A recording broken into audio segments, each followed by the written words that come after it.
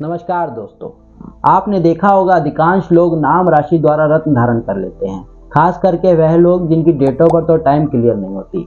तो क्या नाम और राशि के आधार पर रत्न धारण करना सही तरीका है, या फिर रत्न धारण क्यों किए जाते हैं, रत्न धारण करने से कैसे फायदे मिलते हैं? आज इन्हीं दो विषयों पर विस्तार पूर्वक बात करेंगे। वीडियो बहुत इंटरेस्टिंग होने वाली है, इसलिए वीडियो को अंत तक जरूर देखें। चलिए शुरू करते हैं। पहला पॉइंट, क्या नाम और राशि के आधार पर रत्न धारण करना सही है?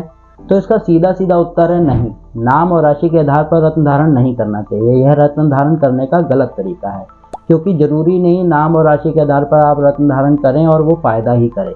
हो सकता है वो नुकसान भी कर सकता है। यह एक तुक्का लगाना हो गया। इसको चलिए एक उदाहरण से समझते हैं। मान लो कोई रोहित नाम का व्यक्ति है जिसकी तुला राशि है। अब हर रोहित या तुला राशि के वाले व्यक्ति एक जैसे समान परिस्थितियां होंगी, ये जरूरी नहीं, क्योंकि कोई रोहित घूमने गया होगा, कोई रोहित बीमार होगा, कोई रोहित की नौकरी लगी होगी, किसी की छूट गई होगी, किसी की शादी होने वाली होगी, किसी की हो नहीं रही होगी। यानी हर राशि, एक जैसी राशि या एक जैसा नाम होने पर भी जरूरी नहीं है कि उसके जीवन की स्थितियां भी एक जैसी हों। हो सकता है अलग अलग हों। जैसे एक और उदाहरण से समझ लेते हैं। कृष्ण और कंस दोनों एक ही राशि के थे, एक ही समय मौजूद थे, एक हार गए एक जीत गए। राम और रावण दोनों एक ही राशि के थे, एक हार गए एक जीत गए। इसलिए नाम और राशि एक जैसा होने से जरूरी नहीं है परिस्थितियां एक जैसी हों। आपके जीवन में क्या सिचुएशन बनेगी, क्या उतार चढ़ाव आएंगे, यह आपके राशि के आधार पर तय नहीं होता। यह ग्रहों और कर्मों के आधार पर तय होता है। जैसे जैसे आपके ग्रह होंगे वैसे वैसे आपके जीवन में स्थितियां उत्पन्न होती हैं, और फिर उन स्थितियों में मनुष्य क्या फैसले लेता है वह उसके कर्म कहलाते हैं। और उन्हीं कर्मों के आधार पर भाग्य बनता है, जिसके सहारे आप जीवन को तय करते हैं, ना कि नाम के आधार पर। जब नाम के आधार पर या राशि के आधार पर जीवन की परिस्थितियां बनी नहीं रही, तो फिर रत्न नाम के आधार पर कैसे चयन कर सकते हैं आप? हमेशा रत्न डेट ऑफ बर्थ और टाइम के हिसाब से तय होते हैं। लेकिन अधिकांश लोग आपको नाम के आधार पर रत्न पहना देंगे कि जी मान लो आपकी मिथुन राशि है तो आप पन्ना पहन लीजिए, क्योंकि मिथुन राशि का स्वामी ग्रह बुध होते हैं, तो आप पन्ना पहन लीजिए। लेकिन जरूरी नहीं है कि आपके जन्म कुंडली के सही में वह बुध ग्रह खराब हो सकता है बुध ग्रह अच्छा हो, पन्ना की कोई जरूरत ही ना हो। लेकिन आपने नाम के हिसाब से रत्न पहन लिया है तो वो आपको नुकसान भी कर सकता है।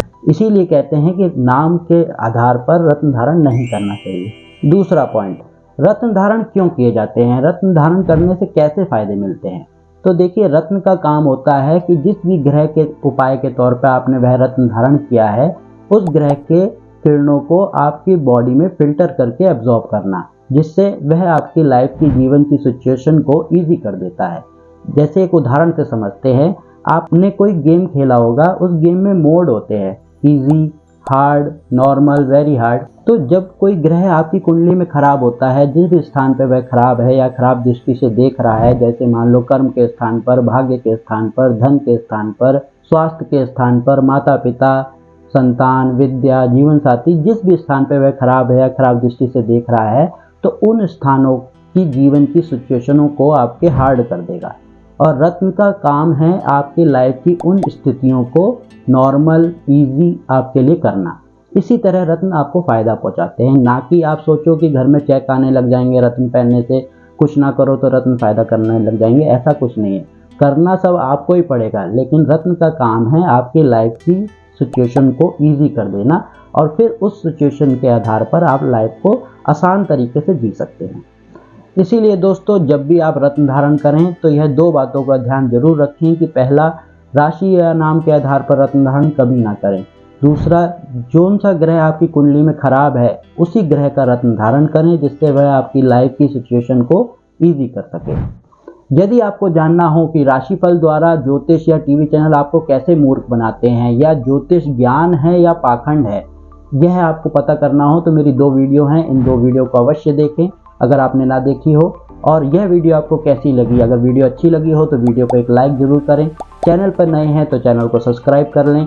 फिर मिलते हैं किसी और ज्ञानवर्धक वीडियो के साथ। तब तक के लिए नमस्कार, धन्यवाद।